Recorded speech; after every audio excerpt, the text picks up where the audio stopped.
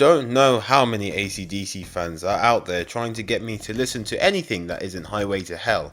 I've never heard an AC/DC album before this, and only listened to one of their songs in my whole life. And I guess you all know what it is. But hey, I went into the whole discography blind, and started with the most recent project to get me used to AC/DC and see why it's the entire world's favourite band. But now I listen to it, and how's the album? It's good. Throughout the entire project, I noticed one tiny little detail that every song on Power Up and all other AC/DC songs I listened to before this had in common. They all sound vaguely, now just a tiny bit similar to Highway to Hell. Bum, bum. I am baffled about how big they are today in the rock community with all they have reused throughout all their songs, and somehow managed to get away with it. All respects to them though. But even with the reused riffs, vocals, and etc,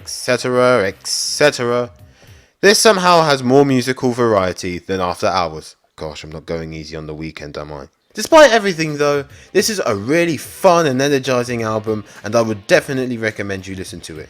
The song Realize is such an energetic, powerful song, and it's just great for just listening to when working out. Through the Mist of Time is my favourite song on the project. It's such a chilled, laid-back rock song that you can listen to on the plane, on a car, on a trip to your auntie's, on a military jet, anything. And the song Money Shot, that song never leaves my head every time I hear the word AC/DC. The rest of the songs are okay in my opinion, but I have nothing else to say now. I'm giving Power Up a 7 out of 10. Now with all the albums coming up now are 8 out of 10s and up. Now, pray tell, why am I telling you this?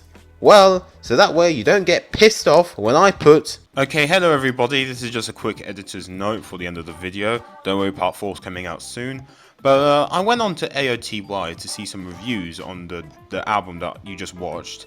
And yeah, it got a 77% by critic score, which is good. But then the user score is not quite great, just to say the least. And it's under the tag of 100% pure uncut rock. The same tag that freaking Green Day had on their new album, but I forgot its name because it's a load of garbage. Unlike this though. But anyway, yeah, look, this is, wow, I never knew people didn't like this because I've heard so much positive reviews, like 91, 84, 80s, and then look at the comments, like flipping heck, cock and roll. I wrote this album.